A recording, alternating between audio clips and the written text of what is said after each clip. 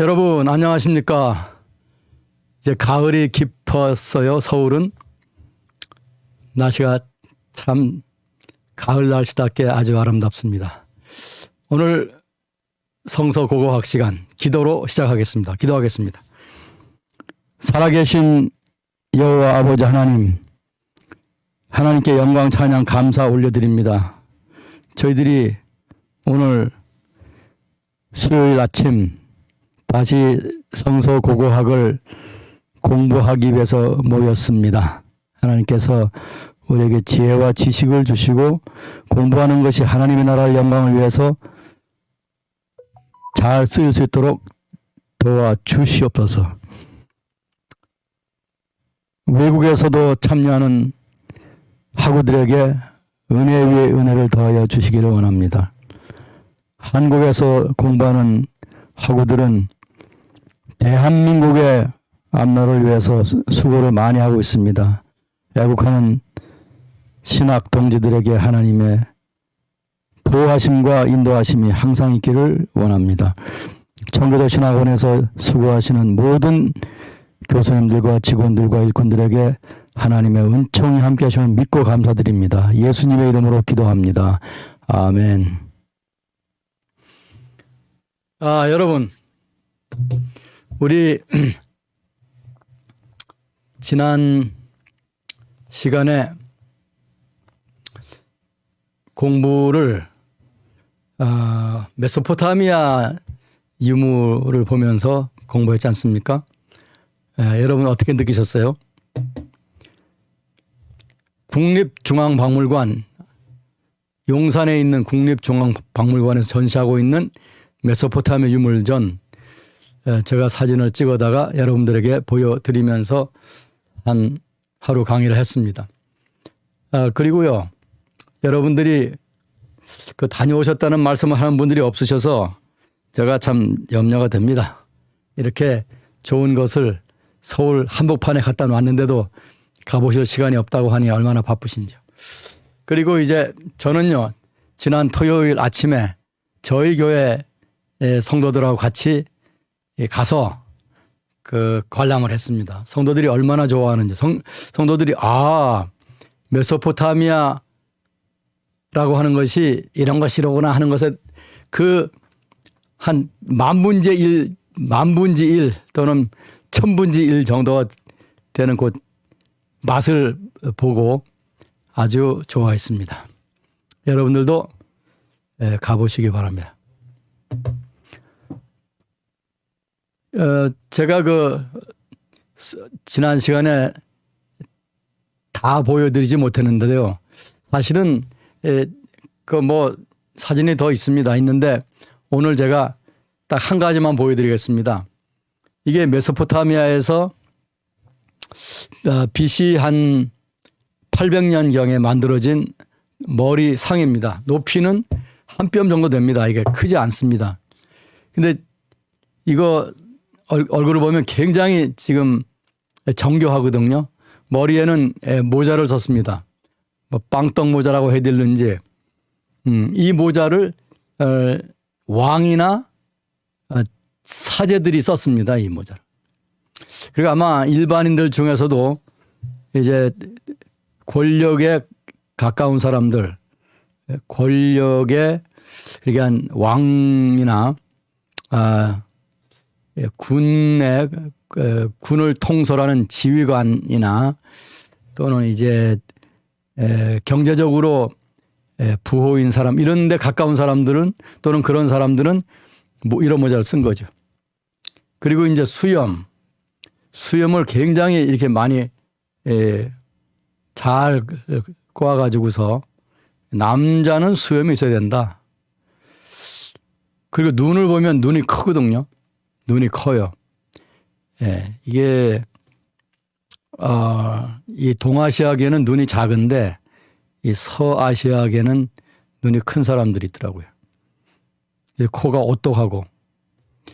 자, 제가 이 사진을 왜 보여드리냐면 제가 이 사진을 딱 찍으면서 제가 이제 한 장 또 옆으로 찍어봤습니다. 초점이 정확하게 맞았기 때문에 여러분이 보시는데 불편이 없을 겁니다. 아브라함, 히브리인의 조상인 아브라함이 바로 메소포타미아 남쪽 사람이잖아요. 네, 메소포타미아 남쪽 그 우르라고 하는 도시가 거기 있었거든요. 거기서 온 사람이거든요. 그러니까 아마 아브라함의 아버지 테라가 이런 모습이 아니었을까 그런 생각을 합니다. 추측이지만요. 그래서 오늘 아침에 이 사진을 한 장 보여드립니다. 이제 다시 가나안 땅의 고고학으로 들어가겠습니다.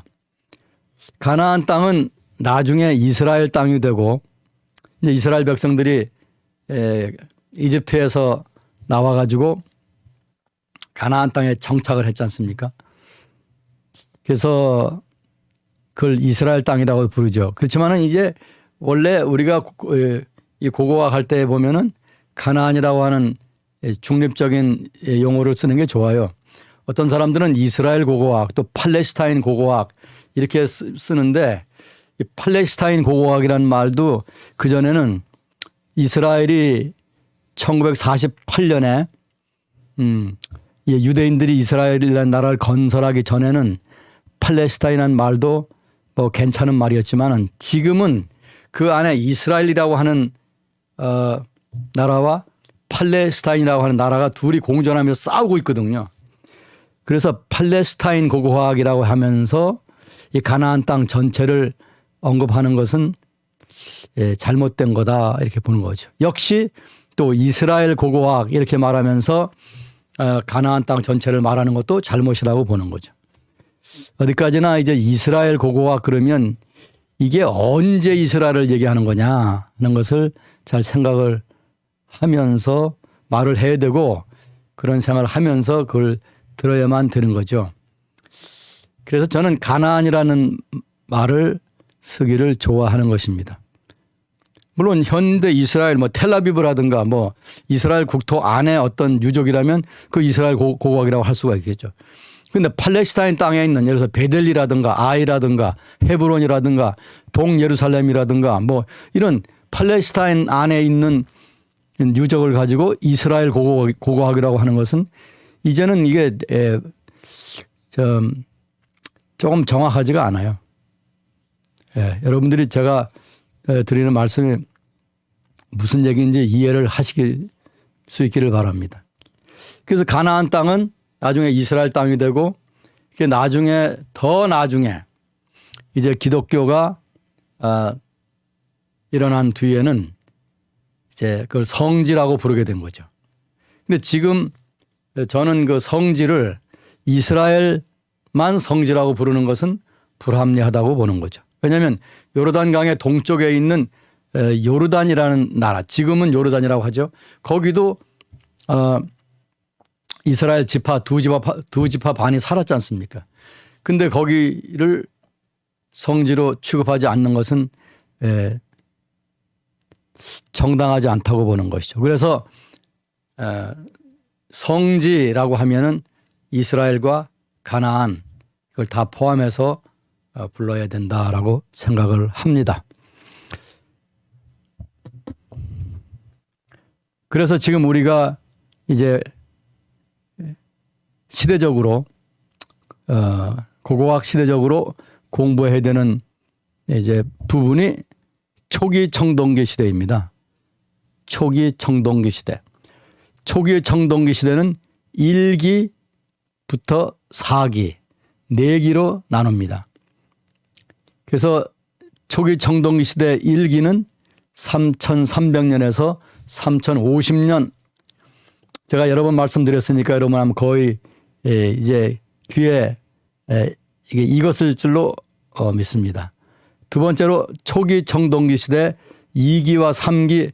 요 2기와 3기는 그 구분선이 분명하지 않기 때문에 그냥 합쳐서 2기와 3기라고 부릅니다.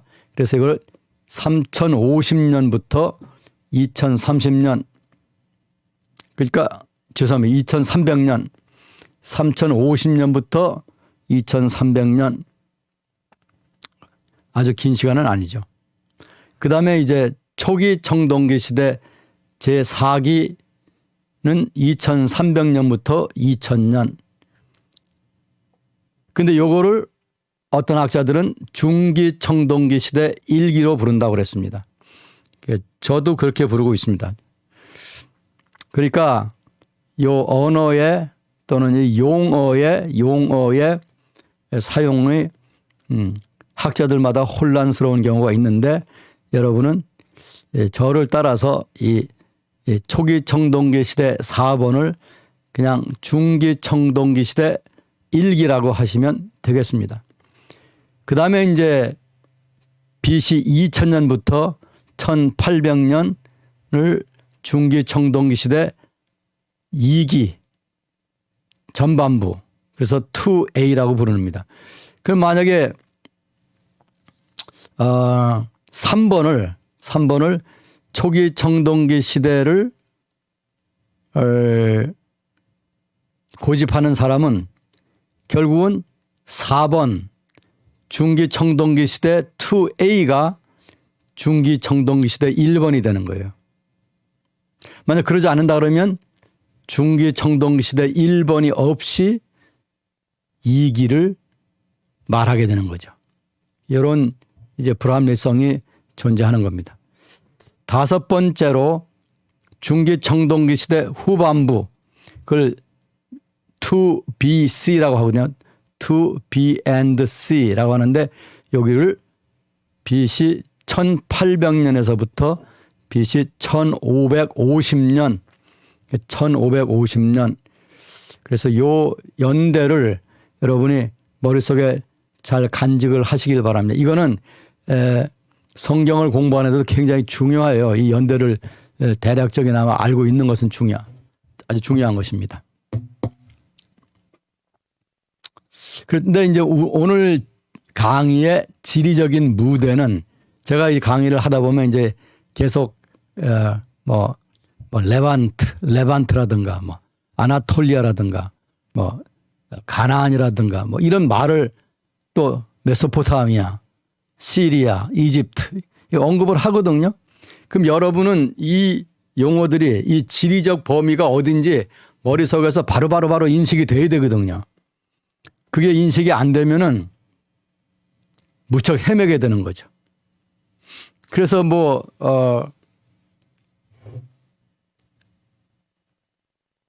고고학을 말하는 사람들이, 특히 성서 고고학을 말하는 사람들이 이런 지리적인 범위라든가 구분, 그다음에 연대, 또 고고학의 그 순차적인 발전 과정, 이런 것도 모르는 사람들이 무슨 다윗 얘기를 하고 예수님의 피가 무슨 지금도 철철 흐르고 있다는 등 이런 말도 안 되는 소리를 하거든요.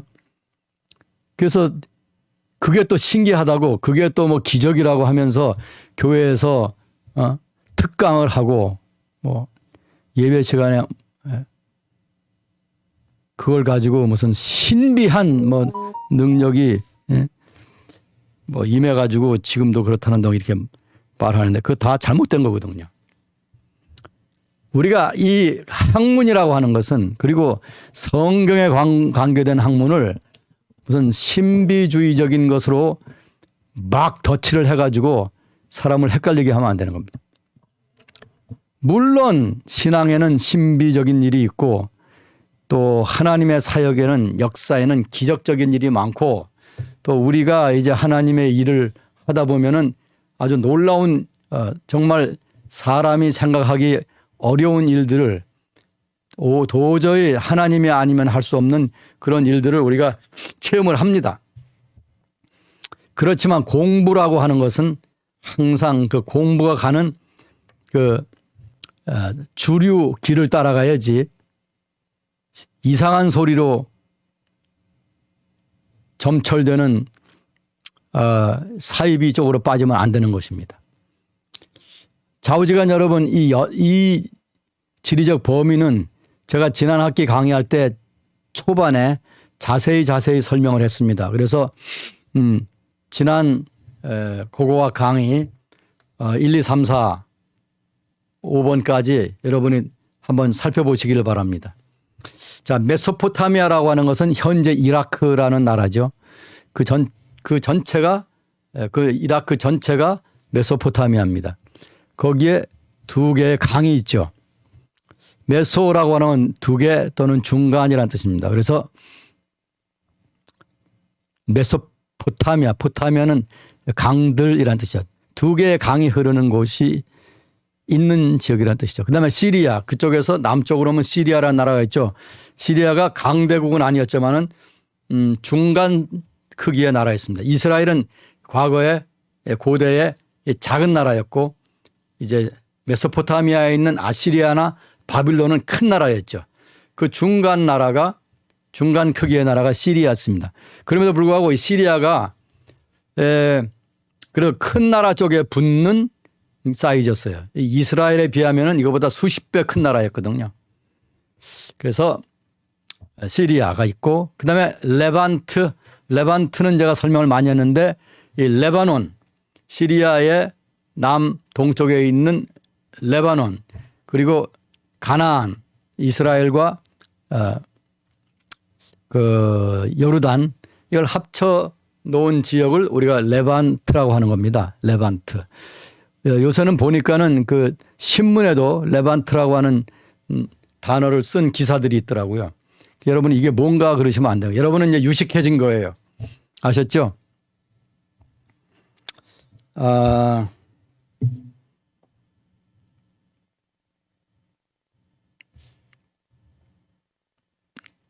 예, 여기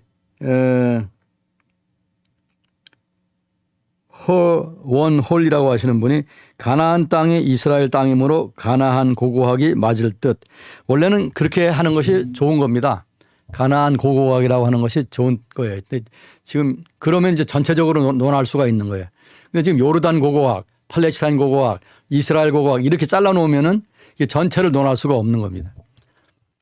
그래서 지금은 정치 체제 또는 국가별로 고고학을 논하기 때문에 우리는 성경을 논할 적에는 그걸 다 포함하는 지역을 포함해서 한 지역으로 만들어서 얘기를 해야 되기 때문에 가나안 고고학이라고 하는 것이 맞는 것입니다. Archaeology of Canaan. 가나안을 히브리어 발음으로는 캐나안이라고 하거든요. 캐나안. 그래서 캐나안 Archaeology. 오케이. 그다음에 이집트라고 하는 나라 여러분 너무 잘 아시는 거죠. 이 남쪽에 이스라엘 남쪽에 있는 나라가 이집트죠. 아나톨리아라고 하는 것은 현재의 튀르키예. 튀르키예는 과거에는 터키라고 한 나라죠. 터키. 터키를 지금은 튀르키예라고 합니다. 그게 원래 이제 그 발음이라고 하네요. 그래서 이태원에서 그 터키 사람을 만났더니 튀르키예라고 해주니까 좋아하더라고요. 튀르키예. 오케이. 그 튀르키예가 옛날에는 그 터키라는 이름이 없었죠. 그때 아나톨리아라고 했습니다. 그래서 터키를 성서시대에는 아나톨리아라고 불렀어요. 이런 이름들과 이 지역들이 어디인지를 머릿속에서 팍팍 여러분 이해를 하셔야 고고학을 하는 재미가 있는 겁니다. 그게 어디지? 거기 어디지? 이러면 안 되는 겁니다. 그래서 연대 몇 년도 또는 무슨 시대, 청동기 시대, 뭐 석동기 시대 이런 얘기하면 팍팍 그게 머릿속에서 튀어나와야 되는 겁니다. 그리고 그게 어느 땅이냐, 어느 지역이냐, 어느 도시냐 이런 걸 이해할 수 있어야 되는 거죠. 그거를 이해하지 못하는 사람들하고 고고학을 논하지 마세요, 여러분. 그것도 모르면서 고고학에 대해서 뭐 얘기하면서 다윗이 어쩌고 뭐 골리앗이 골리앗이 죽을 때 두개골에 구멍이 나가지고 다윗이 던진 돌에 맞아서 구멍이 나서 죽었다. 그래서 그 골리앗의 두개골이 발견됐다는 거. 이런 얘기는 여러분 상대하지 마십시오.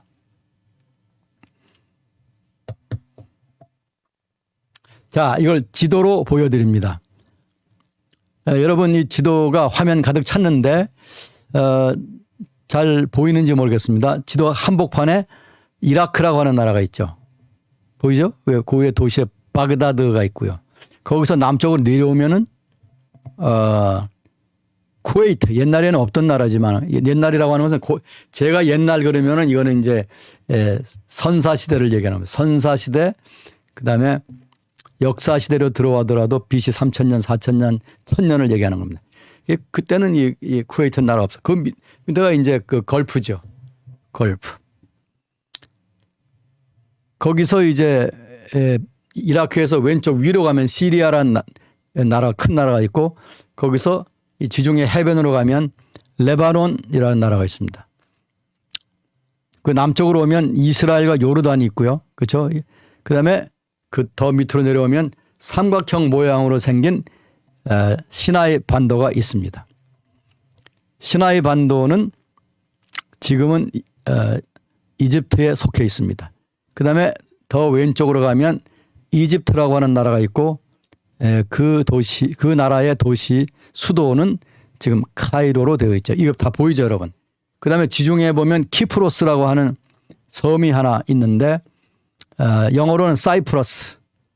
그래서 이 우리나라 한글 성경에는 구브로, 우리나라 이거 성경 이름 바꿔야 됩니다. 구브로라고 하는 것은 발음 정확하지도 않고 남들이 이해하지도 못하는 건데 그래서 이걸 키프로스라고 하든지 사이프러스라고 하면 좋겠습니다. 참고로 하나 더 말씀드리면 레바논이라고 하는 나라는 성서 시대에는 페니시아 또는 페니키아라고 하던 곳입니다. 페니시아와 페니키아. 그래서 이 지리적인 구분에 대해서 이미 지난 학기에 공부하신 분들은 다 잘 이해를 하고 계시겠지만은 이번 학기에 참여하시는 분들이 이 지리적 구분에 대해서 정확하게 알고 계신지 제가 염려가 되어서 오늘 다시 한번 이거를 말씀을 드립니다. 그래서 초기 청동기 시대 1, 초기 청동기 시대 2와 3, 그 다음에 중기 청동기 시대 이런 식으로 제가 강의를 해 나갈 것입니다. 그래서 여기에 연대가 BC 3300년에서 시작해서 BC 2000년에서 끝난다고 하는 거. 그러니까 약 1300년 정도의 시간이 이제 흘러가는 거죠. 그렇죠? 오케이. 인류 문명이 지금부터 제가 말씀드리는 것은 이제 전 세계 문명의 발상지들이 있지 않습니까? 뭐 인도에도 있고 중국에도 있고 뭐 유럽에도 있고 그런데 그 인류 문명의 가장 선두주자가 어디냐? 메소포타미아 문화인 것입니다. 이집트보다도 빠른 것입니다. 그래서 우리가 이 공부를 하는 것은 사람이 우리의 문명이 어디에서 시작됐는가 하는 것을 아는데 그게 도움이 되는 것입니다. 여기 반갑습니다라고 하는 댓글들이 올라왔습니다. 예, 저도 반갑습니다. 저보고 멋쟁이라고 하셨는데 제가 뭐 별로 멋쟁이는 아닌데요. 여러분들이 아마 이 강의실에 계시면은 저한테 그거 무슨 목걸이입니까? 분명히 질문을 했을 겁니다. 근데 댓글로는 올라오지가 않고 있습니다. 그냥 저보고 멋쟁이라고 하는데요. 이것은 이 목걸이는 오래됐습니다. 글쎄 한 20년 가까이 된 것 같은데요. 저기 이집트에서 카이로에서 이 아프리카에서 생산된 금을 가지고 제 이름표를 만든 겁니다.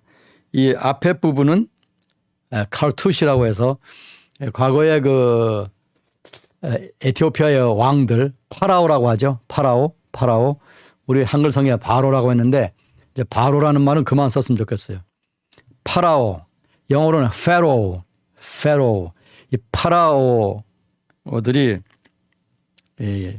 있을 적에 금을 엄청 모았잖아요. 금이 이제 아프리카에서 나오는 금도 있고 저기 아프가니스탄이나 다른 데 유럽에서 나오는 금도 있지 않습니까? 근데 어쨌든 이 아프리카에서 나온 금을 가지고 이름 만들었는데 그 파라오들이 자기의 이름을 쓸 적에는 상형 문자로 자기 이름을 쓰고 이게 타원형을 둘렀어요. 타원형을 두르고 밑에 선을 하나 딱 그었습니다. 그게 이제 왕의 이름의 상징이에요. 그걸 카르투시라고 합니다. 카르투시라고 하는데 저의 이름을 이제 카르투시로 만든 거예요. 여기 상형 문자로 세진이라고 쓴 거죠. 그리고 뒷면에는 한글로 고세진 이렇게 쓴 겁니다. 이걸 이제 거기에 애굽의 금 세공업자들이 만든 거예요. 그리고 이제 목걸이는 역시 이제 애굽에서 만든 겁니다. 제가 뭐 가끔 뭐 지난 20년 동안에 이거 목걸이를 한 날이 열흘도 안 될 겁니다.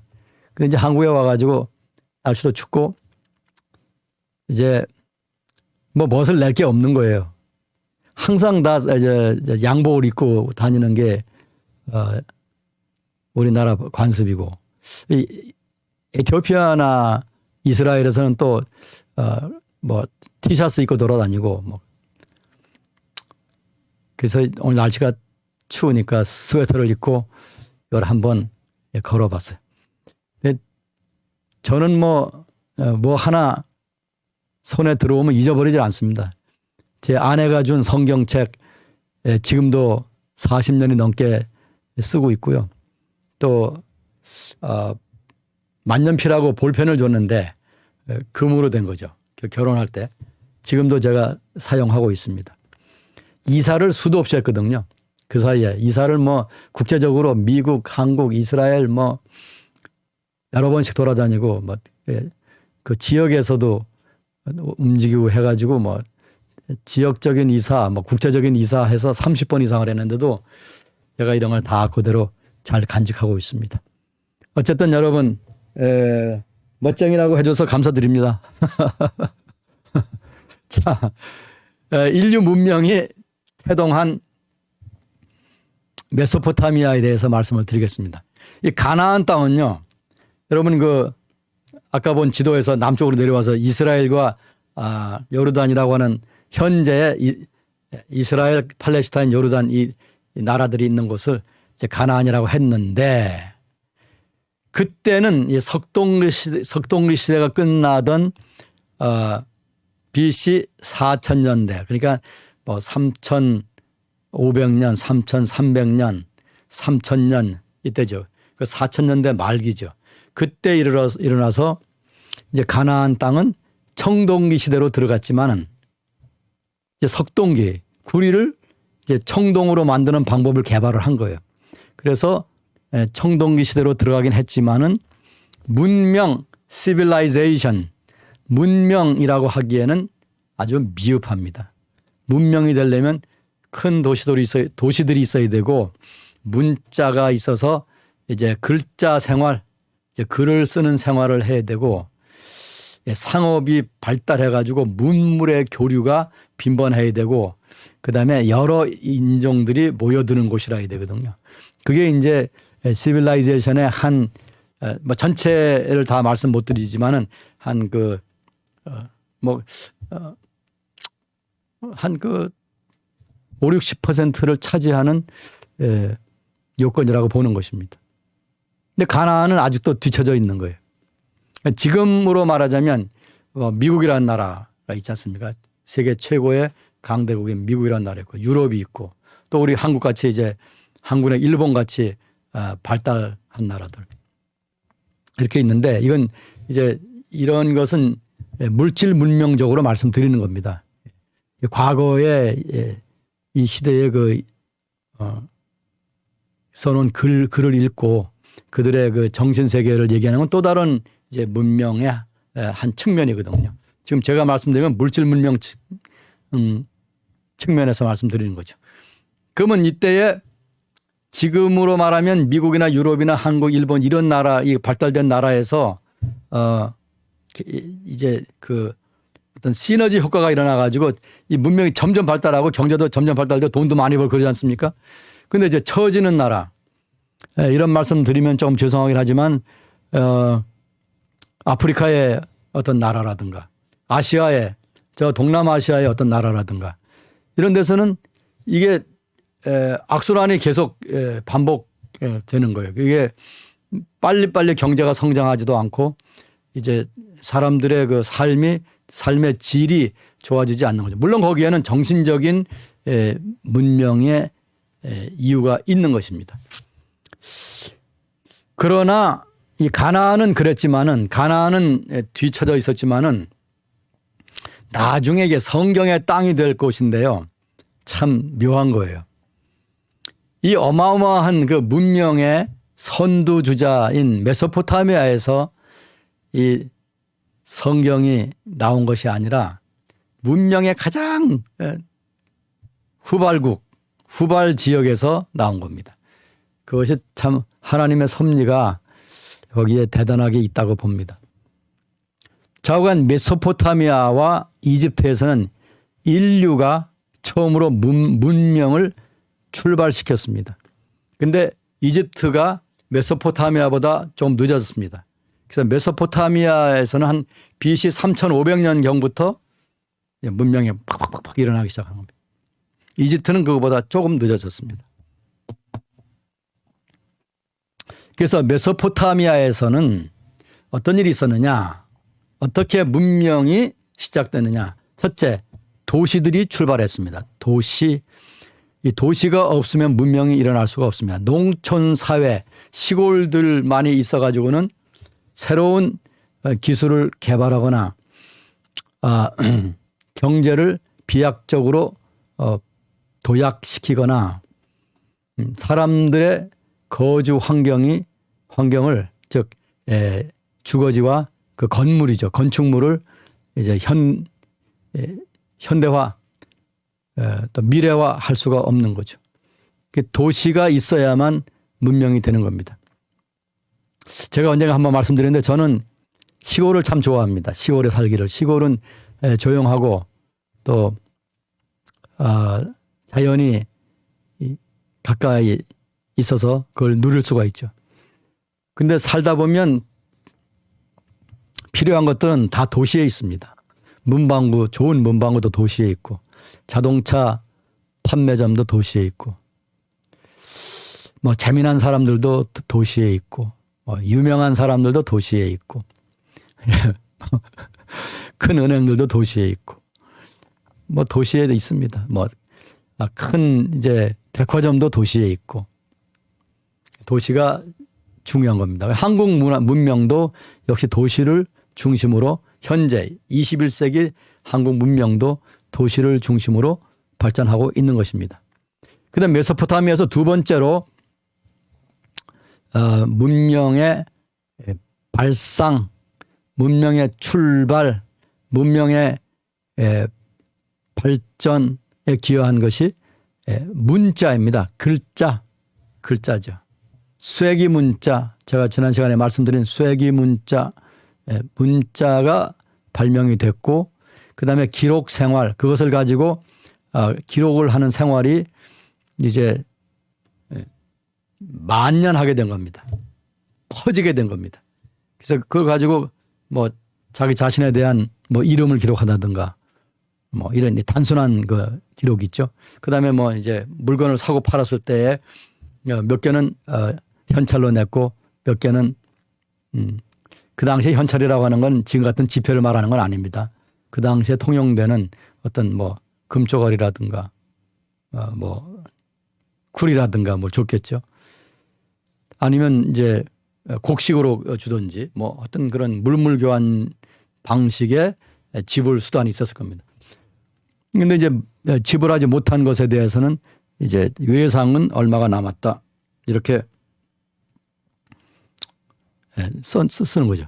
그러다가 이제 이제 기록, 군대에서 인원수가 몇 명이다 기록이란 또는 재판 기록이라든가 지난 시간에 여러분들이 이제 보신 바와 같이 밀이라든가 보리를 산 기록이라든가 또 재판을 했는데 어떤 선고를 했다고 하는 기록이라든가 이런 얘기.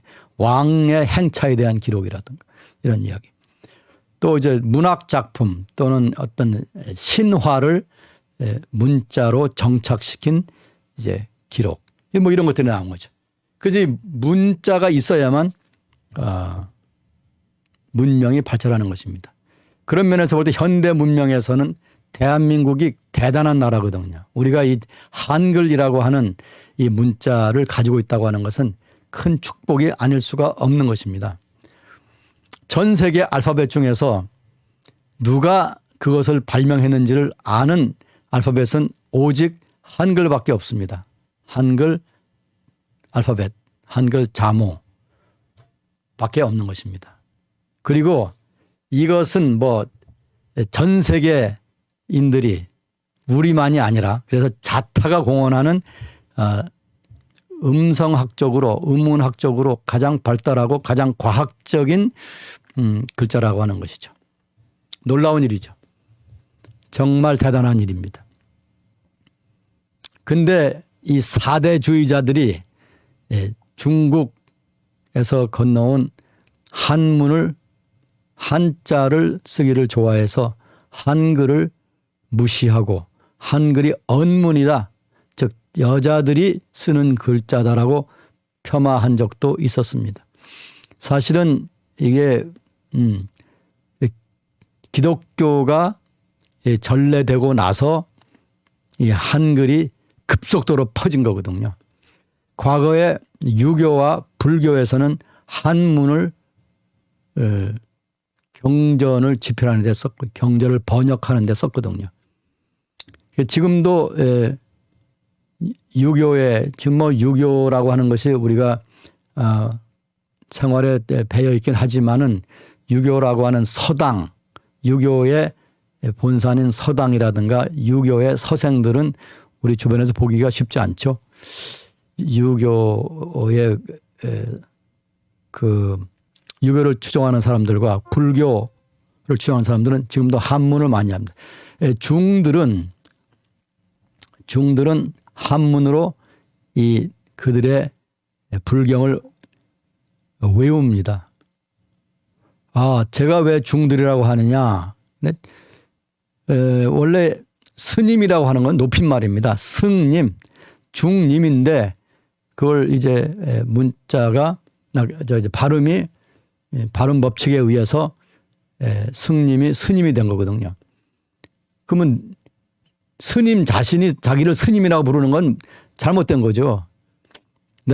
나는 목사님입니다. 그럼 말이 돼요? 그러니까 우리가 그건 목사, 법사, 또 신부, 중 이렇게 불러야 되는 거죠. 님자를 빼야 되는 거죠. 제가 비하해서 하는 말이 아니라 그냥 국어 생활이 그렇게 돼야 된다 이런 말입니다. 그래서 문자의 발명과 기록이 이게 메소포타미아에서 일어난 거예요. 이게 BC 4000년대 말에 말이죠. 그다음에 이제 정부 조직의 체계화, 사람들이 많이 모이고 도시가 이루어지고 문자 생활이 되면서 사람들 사이에 상업과 거래가 활발하게 되죠. 그다음에 학교들이 생기게 되죠. 당연히 학교들이 생기죠. 시간이 없어서 말씀 못 드립니다만은 이제 학교에 대한 얘기도 굉장히 재밌습니다. 학교에서 뭘 배웠느냐 하는 얘기도. 그래서 이런 것을 다 통제할 수 있는 이제 행정이 이루어지는데 그 행정이 중앙 집권화가 됩니다. 그래서 여기 3번, 4번에 행정이 중앙 집권화가 되면서 정부 조직이 체계화되고 그 정점에 통치자, 우리가 왕이라고 부르는 통치자가 군림하게 되는 것이죠. 그래서 사회가 이렇게 다 평등한 사회가 아니라 농경 사회로 사람들이 여기저기 이제 소그룹으로 모여 살 때는 이게 평등 사회, 전체적으로 보면 저 그룹, 이 그룹 또 저쪽에 있는 그룹 이런 그룹들이 다 서로 대등한 관계였어요.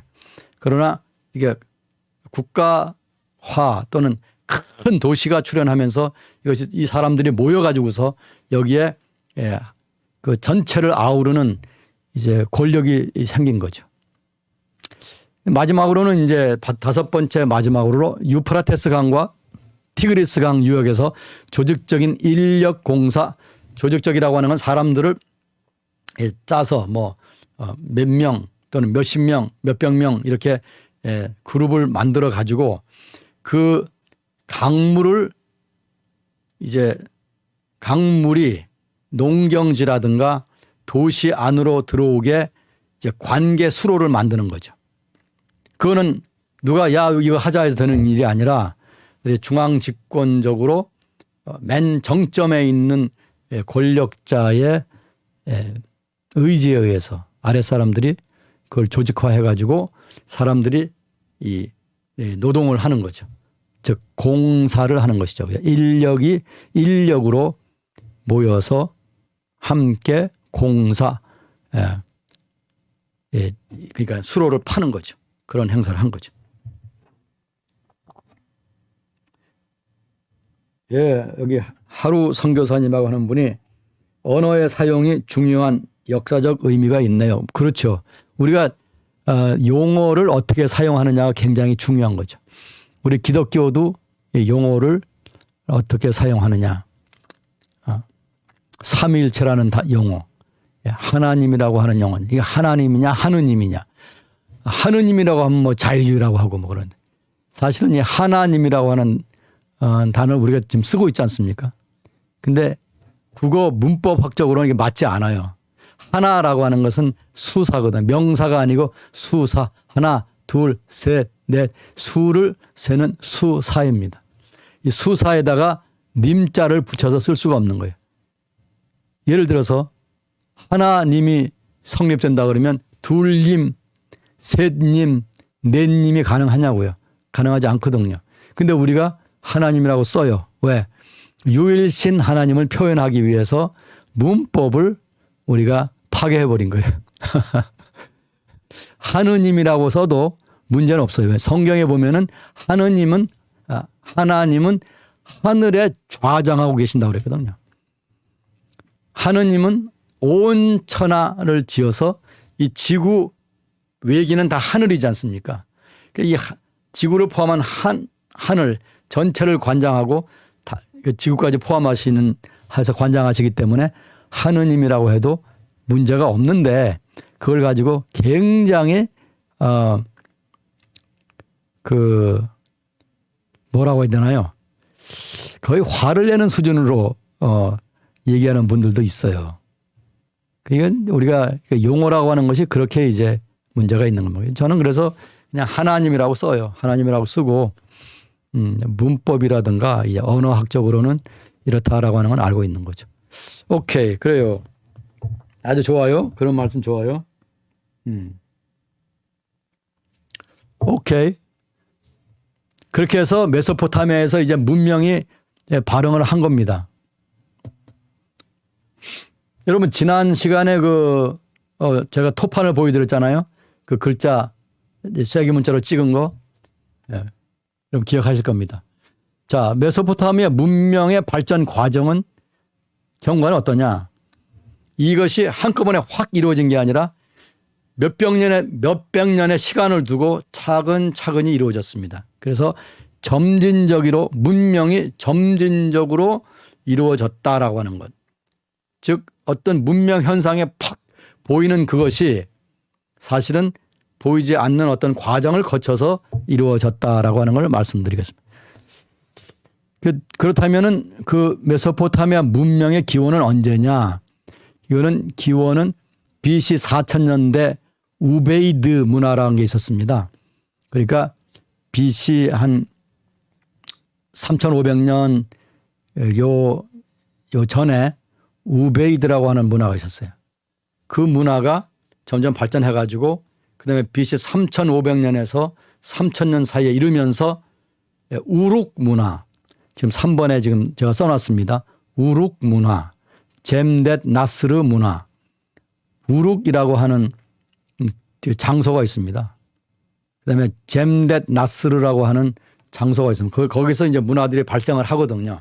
이런 문화들이 여기저기 발생을 하면서 이것들이 서로 이제 자극을 하면서 이제 더 다른 것으로 이제 발전을 하는 거죠. 발전을 하게 되는 거죠. 요새 BC 3500년, 3000년 요때가 바로 수메르 문화가 흥기한 겁니다. 이 작은 문화들이 다 합쳐서 수메르 문화라고 할 수 있는 거죠. 이때를 문자가 사용된 때이기 때문에 초기 문자 시대 프로토 리터레이트 시대라고 말합니다. 그래서 초기 문자 시대 수메르 문화 이것이 다 같은 때에 이루어진 겁니다. BC 3,500년에서 3,000년. 그래서 요 500년이 굉장히 중요한 시대였습니다. 우리가 지금 저도 이제 반세기 이상을 살았는데 반세기 이상도 사실은 긴 시간이지만은 이게 500년이라고 하는 시간을 두고서 흘러가는 거예요. 그러니까 조선 시대가 한 500년 된다고 하는데 그런 정도의 시간을 거치면서 이 문명이 차근차근 발전을 해가지고 이제 메소포타미아 문명이라고 하는 하나의 대단원을 이루게 된 것입니다.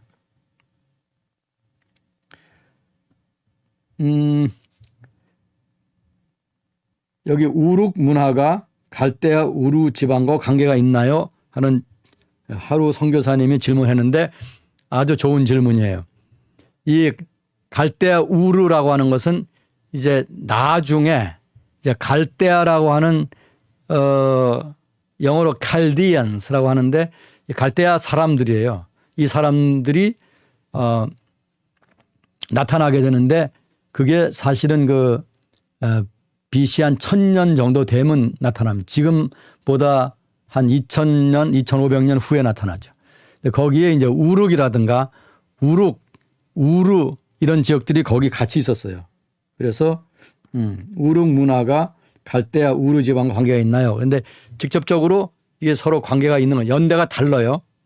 근데 지명은 그때 같이 우룩이라든가 갈대아의 우르라든가 우르라고 하는 곳이 있었지만은 여기를 다른 사람들이 지배하고 있을 때는 우르라고 했겠죠. 근데 갈대아 사람들이 지배할 때 그걸 갈대아 우르라고 한 거예요. 갈대아는 지명이 아닌 거예요. 아시겠죠? 오케이. 그래서 요 BC 3,500년에서 3,000년 요 어간을 여러분이 잘 생각해 주기 바랍니다. 근데 요 때에 가나안에서는 뭐냐? 초기 청동기 시대를 들어간 거예요. 그런데 여전히 문명이라고 하는 것이 없었다는 겁니다. 이해가 되시죠? 오케이? 네. 그래서 BC 3000년도에는 이제 이게 도시가 어마어마한 도시가 생기게 돼요. 그러니까 BC 3500년에서 3000년 여간이 지나면서 이제 3000년대로 들어왔거든요. BC 3000년대로 들어왔어요.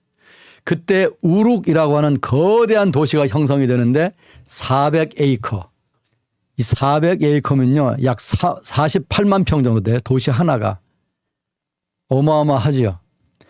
여기에서 나중에 이제 길가메시라고 하는 신화를 쓴 이제 문서가 기록이 됩니다. 길가메시.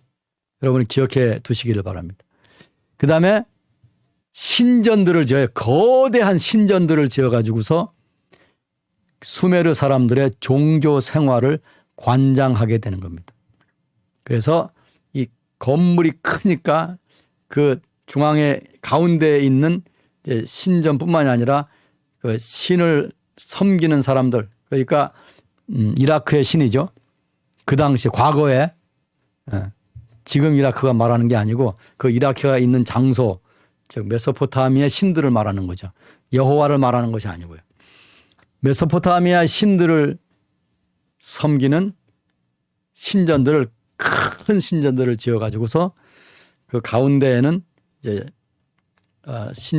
예배하는 장소지만은 오른쪽 왼쪽으로 돌아가면서 그 여러 가지 방들이 있어요. 큰 방들이 있습니다. 거기에 제기들을 보관하거나 옷들도 보관하고 또 이게 그 신전에서 봉사하는 사람들의 거기에 묵기도 하고 이런 큰 건물들이 있는 거예요. 이런 신전들을 많이 지었어요. 그리고 3번입니다. 지금 이 슬라이드 3번인데 BC 3000년에서 2400년이 되면 그때를 초기 왕조 시대라고 합니다. Early Dynastic Period. 이제부터 왕조가 출현하는 거예요. 그때는 왕조들이 하나의 전 지역을 통일한 큰 나라가 있는 게 아니라 도시 국가들. 지금 여기 보세요. 도시 하나가 지금 우룩이라는 도시 하나가 48만 평이라고 했지 않습니까? 도시 하나가 이제 하나의 국가가 되는 거예요. 그걸 도시 국가라고 하거든요. 영어로 city state. city state가 출현하는 거죠. 그 city state가 여기저기 있는 거예요. 나중에 이 city state를 통일해 가지고 하나의 국가를 만드는 사람이 나타나게 되는 거죠. 그래서 이때의 수메르 문화가 정점에 도달하는 거죠.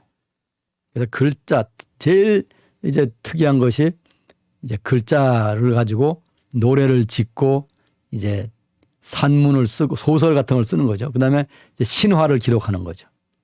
대단한 거예요. 지금 21세기에 이 대한민국 생활하고 비슷한 거죠. 우리가 한글을 가지고 노래를 짓고 우리가 한글을 가지고 찬송가를 짓고 한송가를 가지고 죄송합니다. 한글을 가지고 소설을 쓰고 한글을 가지고 우리들의 과거 역사를 쓰고 그러잖아요. 그게 문명이거든요. 그게 문명이에요. 그 문명의 핵심이 문명의 핵심이 여러 가지가 있지만은 그 핵심 중에 핵심이 문자 생활인 거예요. 그게 안 되면 안 되는 거죠. 근데 이 글을 거짓된 글을 쓴다 그러면 그 문명을 왜곡하는 거죠. 문명에 역행하는 거죠. 문명을 파괴하는 거죠. 그러니까 지금 우리나라에 거짓을 말하는 자들이 너무나 많거든요. 정치인들 중에도 거짓을 말하는 정치인들, 종교인들 중에도 거짓을 말하는 종교인들, 교육자들 중에도 거짓을 말하는 교육자들. 이게 다 뭡니까? 이거 문명의 암적인 존재들인 것이죠. 성경은 거짓에 대해서 굉장히 질타하죠. 하나님이 거짓된 것을 아주 싫어한다고 하셨어요. 성경이 인류 문명의 기반이 되는 중요한 이유가 여기에 있는 것입니다. 성경은 참과 진리를 말하고 있는 것이거든요. 지금 문명이 발전하는 것은 절대 거짓에 기반해서는 발전할 수가 없는 겁니다. 쉽게 말씀드려보면요. 자동차를 만든다 할 때 이 자동차라고 하는 것은 정확하게 전기 회로의 계산이 조금이라도 틀리면 배터리가 작동을 안 합니다. 엔진이 움직이질 않습니다. 근데 어떻게 인간 생활을 거짓으로 설계할 수가 있겠습니까? 음악이라고 하는 악보 있지 않습니까? 이 화성학이 있지 않습니까? 화음을 만들어야 되잖아요. 정확하게 그 규칙에 의해서 만들어집니다. 만약에 그걸 깨면은 그것을 불협화음. 그걸 다른 말로 하면 잡음. 더 다른 말로 하면 시끄러운 소리가 되는 거죠. 그렇게 되면 음악이 이루어지지 않는 겁니다. 즉 거짓에 의해서는 절대 음악이 이루어질 수가 없는 거죠. 그래서 우리가 정말 이 현재를 살아가고 있는 우리 한국인들은 이 거짓을 배격해야 되는 것입니다. 전광훈 목사님이나 우리 애국 동지들이 치열하게 싸우고 있는 이유는 바로 대한민국의 거짓을 없애버리기 위한 것입니다. 이 휴전선 북쪽에 있는 정치단체 북괴는 자기들이 민주주의라고 하잖아요. 그런데 거기에 있는 그 지배계급 사람들만 인권을 누리지 북한 동포들은 인권을 못 누립니다.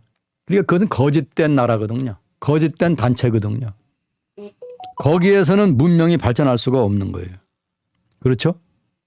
그러니까 여러분들 이 문명이라고 하는 것, 문화라고 하는 것은 절대 진실 위에서 이루어진다 하는 사실을 우리는 기억을 해야 되는 것입니다. 자, 이렇게 해서 BC 3000년에서 2400년까지 내려오면서 이 메소포타미아 문명이 어마어마해지는데 가나안은 여전히 문명 부재 상태인 것입니다. 이제 도시가 조금 생기긴 했는데 문자가 없는 거예요. 아마 이 그냥 기억에 의해서 부르는 노래는 있었을 겁니다. 그러나 그 노랫말을 적어 놓을 수 있는 문자가 없는 거예요. 세 번째로 BC 3000년대에는 이 초기 왕조 시대, 제가 이미 말씀드렸죠. 이 왕조 시대에는 이 메소포타미아 문명이 시리아에 전달이 된, 아까 제가 보여드린 지도에 그 메소포타미아 남쪽으로 이스라엘과 메소포타미아 중간에 시리아라고 하는 큰 나라가 있었죠.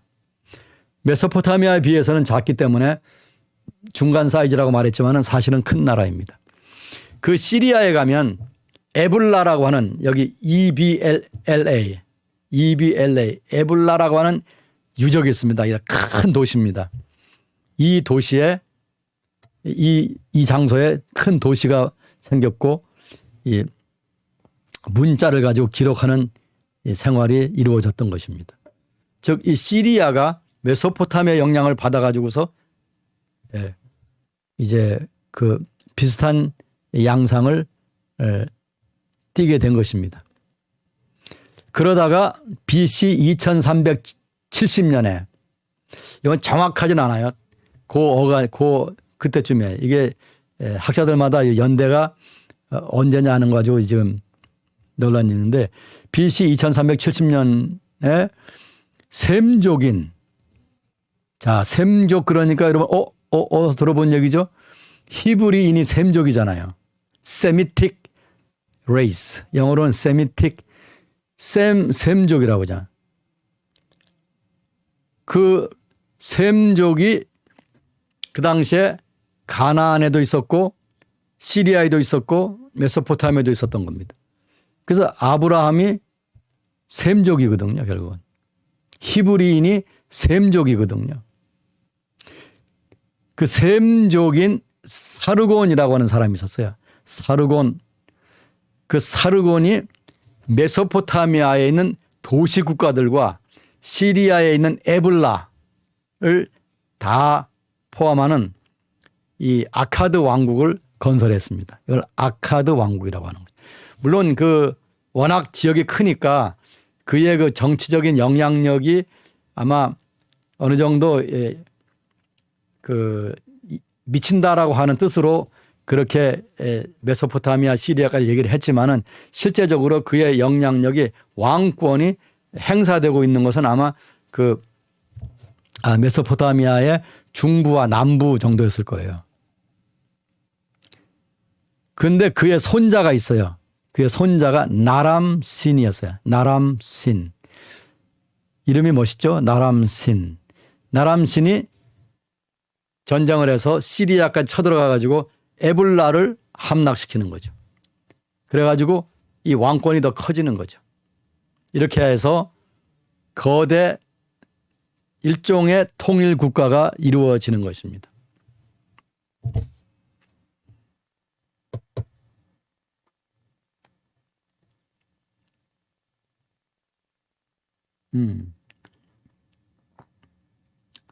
여기 그때가 성경에서 열왕기 시대겠죠? 아니죠. 열왕기 시대는 훨씬 후죠. 열왕기 시대는 다윗과 솔로몬, 이제 그런 왕들이 생겨가지고 그다음 후대 왕들이 된 시대거든요. 그게 BC 1000년 이후예요. BC 1000년에서 586년.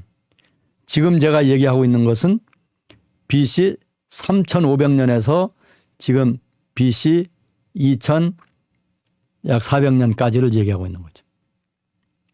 자, 이렇게 해서 메소포타미아에서 아주 놀라운 문명이 일어나서 인류 역사에서 그 효시가 됐는데, 이집트에서도 문명이 발전을 합니다. 역시 마찬가지 현상이 일어나요. 이집트에서도 도시가 출현하고 도시가 나타나고, 그다음에 문자의 발명이 일어나고, 여기는 문자가 다른 문자예요. 상형 문자예요. 쐐기 문자가 아니고, 여기서는 그 사물에 생긴 모습을 베끼어서 표현하는 방법이죠. 상형 문자, 상형 형태를 묘사한다 그런 뜻이거든요. 상형 문자가 발명되어서 이제 기록 생활이 이루어지는 거죠. 그다음에 정부의 조직과 체계와 역시 행정에 따라서 행정의 중앙 집권화가 이루어지는 거죠. 그리고 나일강 유역에서 조직적으로 인력 공사가 이루어졌습니다. 마치 북쪽에서 메소포타미아에서 티그리스 강과 유프라테스 강을 이용하기 위해서 사람들이 인력으로 관계 수로를 만들었던 것과 같이 나일강에서도 역시 그런 일이 벌어진 거죠. 사실은 나일강 쪽이 사람 살기는 더 열악했다고 봐야 됩니다. 강 말고는 옆은 다 사막이에요. 아주 건조한 지역이거든요. 제가 이집트에 갈 때마다 놀라는 것이 얼마나 더운지. 보통 더운 게 아니에요. 그늘 안에 들어가야 뭐 영상 40도. 그늘 밖으로 나오면 영상 50도. 한국에 앉아가지고 덥다 하는 분들 보면 이해가 안 되죠. 제가 지난 여름에도 저는 하도 더운 데를 많이 갔어요. 이스라엘에서 제가 발굴할 때는요, 그 여름에 온도가 40도 이상 올라가거든요. 근데 뭐 에어컨 없죠? 들판에서 발굴을 하고 있으니까요. 근데 그 이집트에 가면 온도 더 높고, 그러니까 여기 한국에 앉아가지고서 이 그늘에 앉아 있는데 뭐가 덥냐고요. 그래서 사람들이 덥냐? 난 안 더운데, 난 안 더운데 그러죠. 뭐가 제가 무슨 기관이 고장 난 줄 아는데 그건 아니거든요. 이게 상대적인 거거든요. 저희 어렸을 적에도 더울 때는 그냥 냉수 다라이에다가 또는 대야에다가 물 받아 놓고 발 담고 부채질하면은 다 됐는데 지금 이렇게 집안에 에어컨디션까지 해놓고 살고 참 우리가 복 받았죠. 하여간 여러분 나일강 유역에서 그 나일강을 이제 옆으로 이제 보를 만들어 가지고서 보라고 그러잖아요. 보 물길을 만드는 거죠. 물길을 만들어서 밭으로 물을 끌어와야 되니까 그걸 관계수로라고 하는데 우리말로는 보. 우리 어렸을 때 우리가 보를 만드는 걸 제가 많이 봤거든요. 그러면은 이게 사람 많이 필요하죠.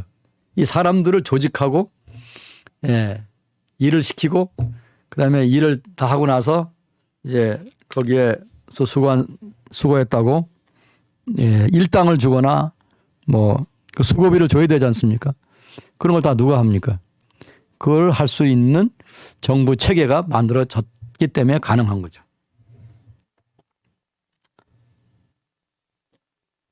그래서 이집트 얘기도 이제 메소포타미아 얘기가 그 조직 이제 조건이 비슷한데 제가 이미 메소포타미아에 대해서 자세히 말씀드렸기 때문에 여기서는 여러분이 비슷한 현상이 이루어졌구나 그렇게 아시면 되고 나일강 유역에서도 조직적인 인력 공사가 보를 만드는 공사가 이루어졌다라는 걸 아시면 되겠습니다. 따라서 농작물을 많이 이제 생산을 했죠. 잉여 농산물이 있어야 문명이 이제 확장돼 갈 수 있는 거예요. 사람들이 풍족하게 먹고 이제 건강 상태가 좋아야 되거든요. 그다음에 이제 그 남는 것은 잉여 농산물은 다른 데 팔아 가지고 돈을 만드는 거죠. 근데 지금 우리나라가요. 논을 메꾸어 가지고 거기다 공장을 짓고 요새 와서는 공장보다는 아파트를 많이 짓는 것 같아요. 밭도 없애버리고 그 농사를 안 줘요. 그래서 우리나라 식량 또는 우리나라 음식의 75%가 수입해서 들어온 겁니다. 이게 좋은 현상이 아니에요. 농사를 경시하고 작물 재배를 등한히 하면 평상시에는 괜찮은데 예를 들어서 어떤 재난이 왔을 때에 천재지변이 왔거나 또는 전쟁이 벌어지면 적에 의해서가 아니라 또는 그 천재지변의 외적인 요인 때문이 아니라 이 음식물이 없어서 사람들이 죽게 됩니다. 그러니까 우리가 지금 너무나 공업화, 너무나 상업화 이런 거에 매달리면서 국토를 학대하고 국토를 이 농경을 하는 그 부분을 많이 없애버린 것은 이게 좋은 징조가 아니에요. 그리고 심지어는 이제 근래에 들어서는 이 땅들을 이 태양광 패널들로 쫙 덮어버린 거, 산도 덮고 들도 덮고 심지어 이 강 같은 곳에도 그걸 덮었다고 하는데 이건 아주 좋은 징조가 아닙니다, 여러분. 우리가 뭐든지 극단적으로 하게 되면 큰 문제가 생깁니다. 그래서 문명이라고 하는 것이 계속 이어지려고 하면 사람이 건강해야 되고 사람이 건강하려면은 농작물이 건강해야 되는데 우리가 지금 그게 없다는 거. 누구든 여러분 중에서 정치계로 나가서 어떤 책임을 맡거나 권한을 갖게 되면은 여기에 대해서 생각해 보시고 이 나라가 지금 잘못 가고 있는 걸 바로 잡아줘야 됩니다. 이집트의 문명 발전 과정을 보게 되면 여기도 물론 점진적인 과정이 있었지만은 메소포타미아처럼 그렇지는 않아요. 왜냐하면 메소포타미아가 점진적으로 이 오랜 기간 동안을 500년 이상의 그 준비 기간이 있었기 때문에 문화가 굉장히 크게 발전했는데 이집트는 그렇게는 안 하고 이제 조금의 좀 짧은 과정을 거치면서 이제 문명이 출현하게 되는데 BC 3100년경에 메소포타미아보다 한 500년 늦죠. 갑자기 눈이 흰데 이거 웬일인지 모르겠네요. 그래서 이집트의 문명이 BC 3100년경에 출현하게 됩니다. 자, 여러분 제가 이런 얘기 자꾸 말씀드리는 것은 우리가 성경을 공부할 때 보면은 이 메소포타미아 얘기와 이집트 얘기가 계속 나오지 않습니까? 그렇죠? 또 하나님께서는 내가 너희를 이집트에서 구출해 나왔다. 이 말씀을 계속하고 계시죠? 또 이스라엘 백성들은 자기들이 아브라함의 후손이라고 하는 거 계속 얘기하죠. 그건 뭡니까? 그게 메소포타미아 얘기를 하는 거예요. 메소포타미아에 뭐가 있는지, 메소포타미아 사람들은 어떻게 살았는지, 메소포타미아의 정신세계는 어땠는지 그걸 모르면 안 되는 거죠. 고고학에서는 이걸 다, 우리는 그냥 얘기하는 게 아니라 다 물적 증거를 가지고 얘기하고 있거든요. 이 이집트 역사를 우리는 고대 시대, 그 다음에 첫 왕국, 그 다음에 첫 침체기, 그 다음에 중간 왕국 이런 식으로 나눕니다. 그래서 이 문명이 발성하던 시대를 archaic period, 고대 시대라고 그래요. 고대 시대. 이때는 왕조가 없던 때부터 1왕조, 2왕조까지를 고대 시대라고 그래요. 물론 이집트에서 왕조가 생겼을 때에 그 사람들이 1왕조, 2왕조, 3왕조 이렇게 나눈 건 아닙니다. 나중에 이 이집트 역사를 연구하던 사람들이 이거를 왕조로 분리를 해놓은 겁니다. 자, 그래서 이것이 고대 시대 영왕조에서부터 즉 왕조가 없던 때부터 1왕조, 2왕조까지 그 다음에는 첫 왕국, 영어로는 올드 킹덤이라고 해요. 이걸 우리말로는 뭐 구왕국이라고 번역할 수 있겠지만은 또는 옛 왕국이라고 번역할 수 있지만은 이거는 그 왕국의 첫 출현이기 때문에 저는 첫 왕국이라고 번역을 합니다. 그게 아마 가장 생각하기도 쉬울 거라고 봅니다. 그래서 3왕조, 4왕조, 5왕조, 6왕조 4개의 왕조를 합해서 첫 왕국이라고 합니다. 그 다음에 BC 2160년경부터 첫 침체기 First Intermediate Period 첫 침체기가 생깁니다. 즉 문화가 쫙 올라갔다가 무슨 이유에서인지 이게 침체에 빠지게 되는 거죠. 그래서 메소포타미아하고는 좀 다른 양상을 보여주고 있다고 하는 것입니다. BC 3100년경에 시작해가지고 약 1000년이 지난 다음에는 쫙 침체기로 들어가 버리고 마는 것입니다. 이집트에서는 이런 침체기가 앞으로 2번 더 있습니다. 이집트 문명의 발전 과정에서 세 번째로는 첫 왕국, 즉 올드 킹덤 4개의 왕조, 3, 4, 5, 6 4개의 왕조를 갖추는 이 시대에 이집트 문명의 틀이 갖추어졌다 이렇게 볼 수 있습니다. 그래서 피라미드, 여러분 그 피라미드 때문에 여러분 이집트 문명이 세계 최고처럼 보이잖아요. 세계 최고, 이 고자는 옛 고자. 가장 오래된 것처럼 보이잖아요. 사실은 메소포타미아가 더 오래됐어요. 메소포타미아에는 지구라트라고 하는 신전이 있었습니다. 근데 지구라트 신전이 이게 파괴돼 가지고 무너져서 피라미드처럼 서 있지를 않은 거예요. 그래서 시각적으로는 이집트의 문명이 더 부각돼서 보이는 거죠. 내용적으로는 메소포타미아 문명이 더 그래서 위대했다고 할까요? 번창했다고 할까요? 좌우간 피라미드를 만든 것이 이 첫 왕국 시대입니다. 그네 미술, 뭐 조각, 뭐 그 예술에 관한 음악도 말할 것도 없고 또 문자가 생기고 뭐 하여튼 이 시대 때 이집트 사람들의 그 능력의 깊이와 넓이를 나타내는 일들이 발생을 한 겁니다.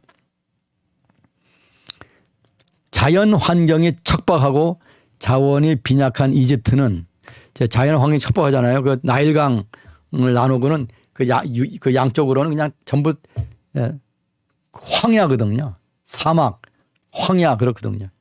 자원이 빈약하거든요. 그때 이집트 밖으로 눈을 돌려가지고서 레반트는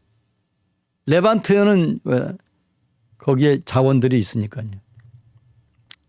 그 레반트 제가 뭐라 그랬죠? 레바논하고 이스라엘, 현재 이스라엘, 팔레스타인, 레바논, 요르단 이 나라들 포함하는 것이거든요. 그래서 이집트는 자기들의 영역 밖으로 눈을 뻗쳐서 미래의 먹거리와 미래의 자원을 구할 곳으로 레반트를 넘겨보기 시작했습니다. 그래서 거기에 나중에 이집트를 탈출한 이스라엘 백성들이 거기에 국가를 건설했을 때도 계속해서 이집트하고 관계를 할 수밖에, 좋든 나쁘든 또는 좋은 면이든 나쁜 면이든 관계가 되었던 것이죠. 사실은 그 통일 왕국인 그 다윗과 솔로몬의 왕국이 쪼개지는 것도 뒤에서 이집트가 공작을 했기 때문입니다. 이집트가 여로보암이라는 사람을 지원해 주면서 이 통일왕국 쪼개기를 해버린 거예요. 무서운 거죠. 우리 한반도 같은 나라는 사실요, 이게 갈라지면 안 되는데 지금 갈라졌잖아요. 근데 이 안에 대한민국 안에서도 이걸 또 가려고 하는 이 반역자들이 있거든요, 여러분. 이 대한민국의 민주주의는 잘못 가고 있습니다. 대한민국 민주주의는 잘못됐습니다. 미국이라든가 이스라엘이라든가 영국이라든가 독일 이 민주주의에 앞서가는 나라들 자기 나라 안에 그 나라 안에서 자기 나라가 잘못되게 하는 그 사람들이나 그 사상가들을 가만 놔둡니까? 안 놔둡니다. 이 대한민국 안에서는 이 나라를 망치고 있는 사람들을 다 놔두고 있어요. 이게 민주주의라고 그래가지고. 대한민국 민주주의는 잘못 가고 있는 거예요. 지금 고고학 시간이니까 그 얘기를 못 하겠지만은 여러분 이거 신경 써야 됩니다.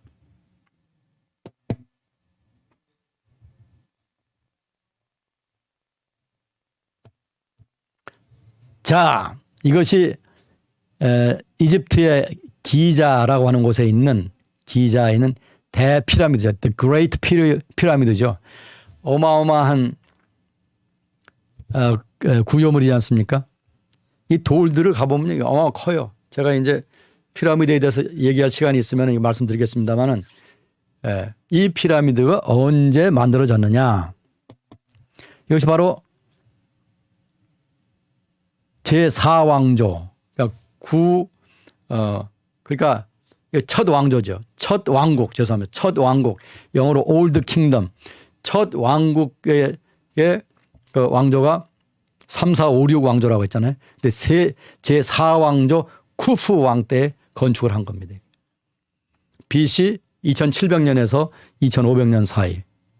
야, 지금 이 한반도에서는 뭐 아무 꿈도 안 꿀 때에 뭐 우리는 뭐 2300년대에 무슨 뭐 단군 조선인지 뭔지 하여튼 이 한반도에 무슨 나라가 시작됐다고 하는데 여기는 지금요 BC 2700년경에 어마어마한 피라미드가 이루어진 거예요.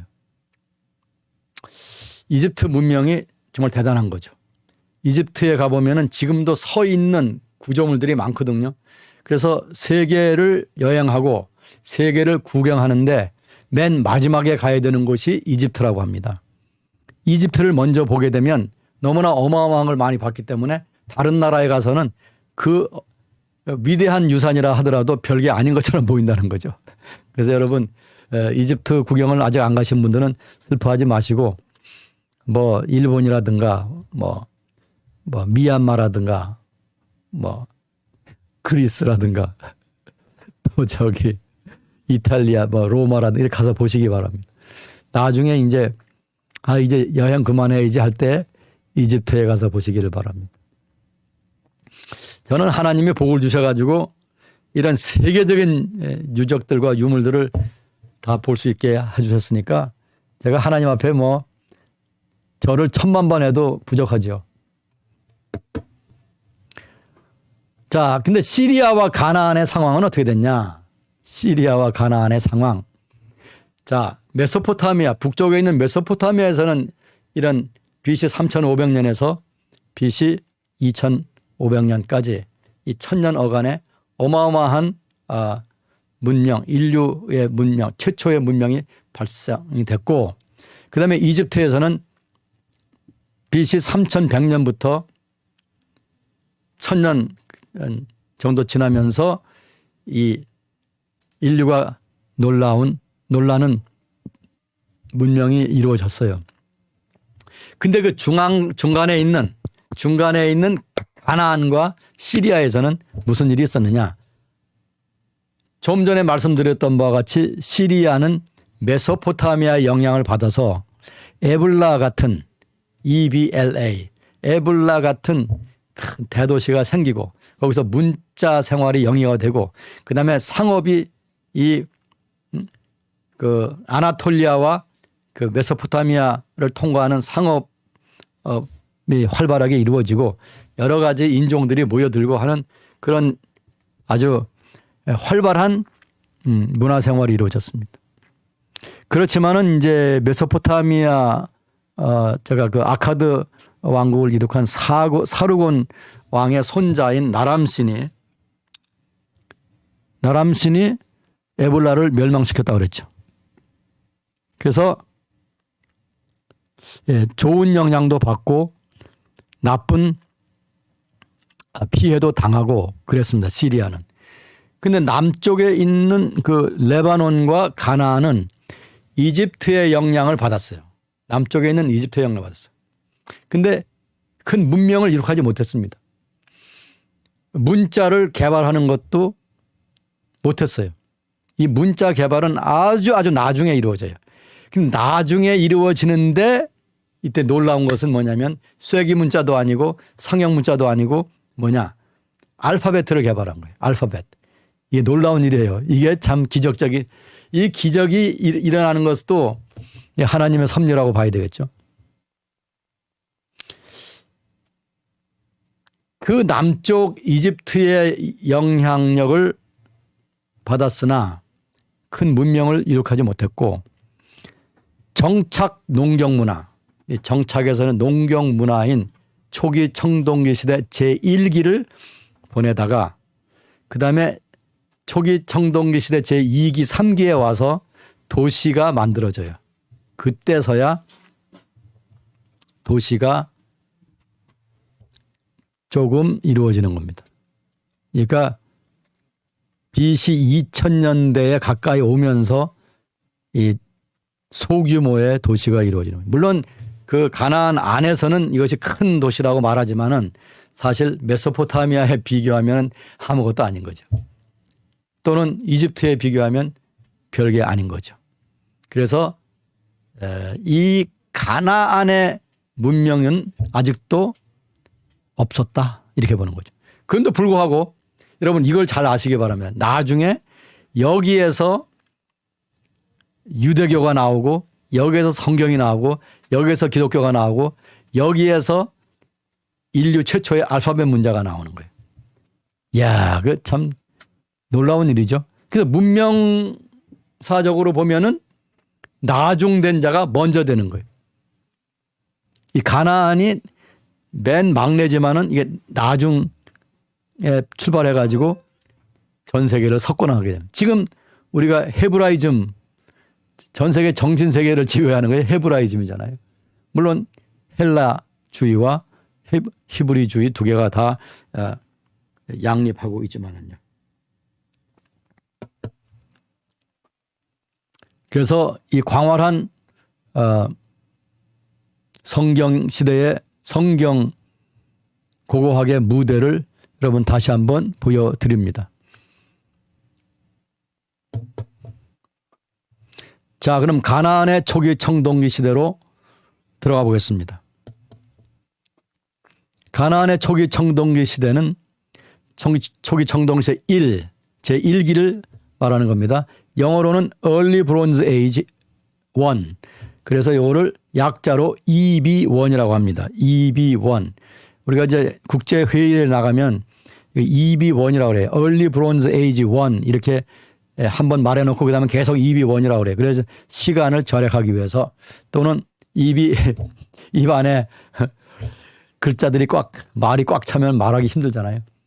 그래서 BC 3300년에서 BC 3050년 약 250년 어간을 말하는 것입니다. EB1. 우리도 이게 우리 한국말로 하려면 뭐라고 하냐, 초청 1이라고 해야 되나, 초기 청동기 초청 1이라고 해야 되나요? 초청 1 또는 EB1 이렇게 말했습니다. 그 EB1의 주거 형태, 지금 이제 가나안 땅에 우리가 돌아온 겁니다. 여러분 메소포타미아, 이집트를 이제 떠났습니다. 우리 이제 가나안 땅에 돌아온 겁니다.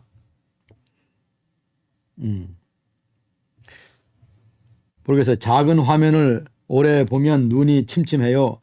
잠시 눈을 좀 쉬세요. 그러는데, 예, 이제 수업 시간이 거의 끝나고 눈을 좀 쉬게 해야 되겠습니다. 건조해서 그런지 모르겠습니다. 주거 형태는 마을들이 EB1 또는 초청 1, 초청 1, 초기 청동기 시대 1기의 마을들이 주로 비옥한 장소에 발생했습니다. 그래서 해안평야, 북부평야, 요르단 골짜기, 산악지방, 슈펠라 이런 곳에서 이게 발달이 된 겁니다. 이거는 앞에 있는 석동기 시대하고는 다른 겁니다. 석동기 시대의 사람들은 건조한 지대, 황야가 있는 그런 지대에서 마을들을 만들고 살았습니다. 예를 들어 부엘세바라든가 여러분이 이제 그 제가 보여준 지도들을 한번 보시면은 이제 그걸 기억을 하실 겁니다. 사해의 북동쪽에 있던 장소 같은 다 좀 건조한 지대죠. 근데 지금 이제 EB1이 되면서 마을들이 비옥한 장소에 건설됩니다. 자, 그걸 지도로 보여드리겠습니다. 이 지도를 보면은 이 초록색 부분이 이제 비가 좀 많이 오는 부분이거든요. 그래서 해안 왼쪽에 지정해야 마땅한 해안 지방, 또 오른쪽에 올라가면 그 산악 지방, 초록색이 많이 칠해져 있죠. 근데 북쪽으로 올라가면 그 갈릴리 지방, 지금은 갈릴리라고 하냐, 갈릴리 지방의 그 낮은 지역, 거기도 평야 지대가 있거든요. 그다음에 오른쪽으로 가면 요르단 골짜기 안에 그 토지가 이제 비옥합니다. 그래서 그 요르단 강을 이용해서 농사를 지을 수가 있습니다. 과거에도 그랬고 지금도 그렇습니다. 그다음에 오른쪽으로 보면 저 북쪽에서부터 남쪽 사해 오른쪽까지 쭉 흘러내리고 있는 이 초록색이 있는데 이런 지역에다가 이런 것이 비옥한 지역이죠. 여기에 초기 청동기 시대에 거주지들이 만들어졌습니다.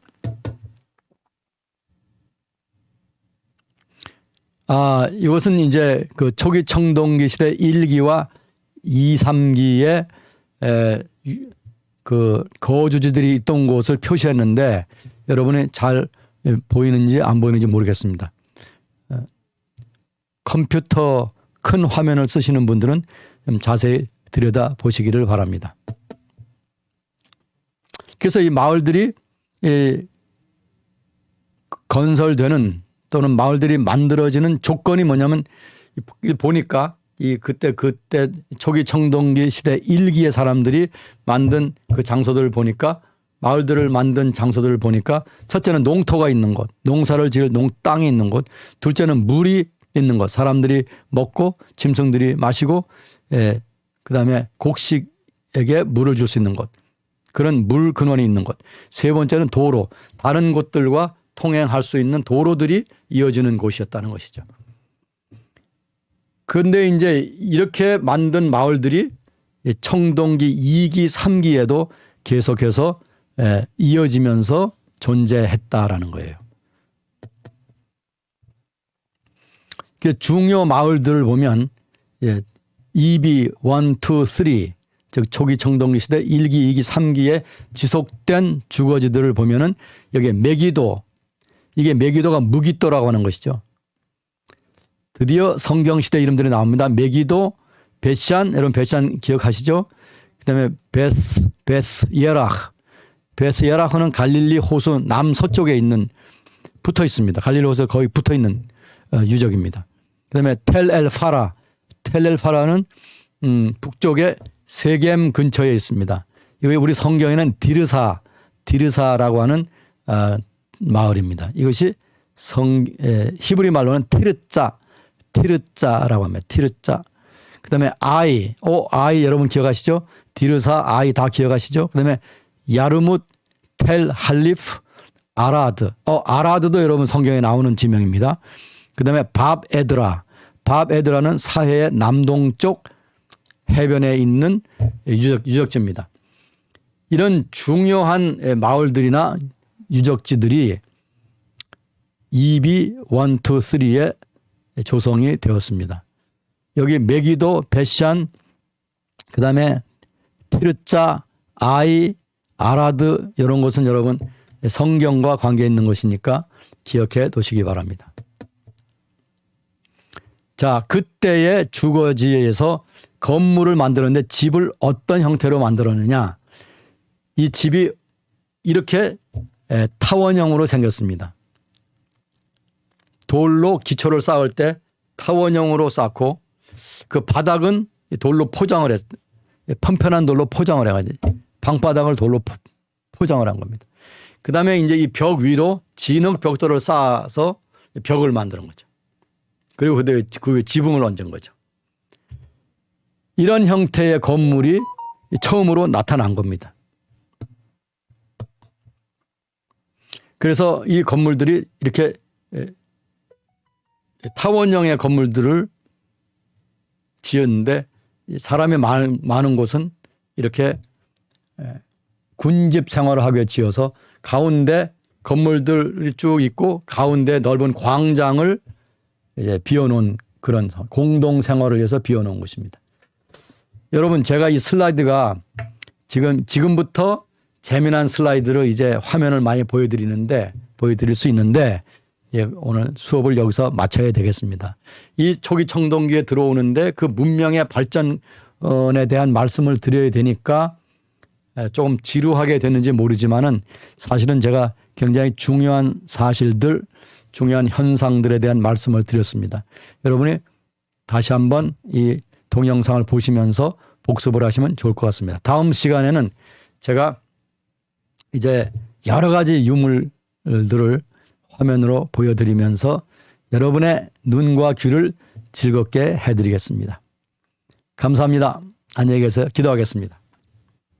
여호와 아버지 하나님, 하나님께서 우리에게 공부할 수 있는 지성, 공부할 수 있는 능력을 주셔서 감사합니다. 함께 공부하는 모든 학우들에게 하나님의 놀라운 은총이 함께 하시기를 간절히 원합니다. 그리고 우리 청교도 신학원에서 수고하는 모든 일꾼들에게 하나님의 놀라운 은총이 함께 하시고 꾸준히 계속해서 이 일들을 해나갈 수 있도록 하나님이 길을 열어주시고 앞날에 모든 것을 공급하여 주옵소서. 감사합니다. 예수님의 이름으로 기도하옵나이다. 아멘.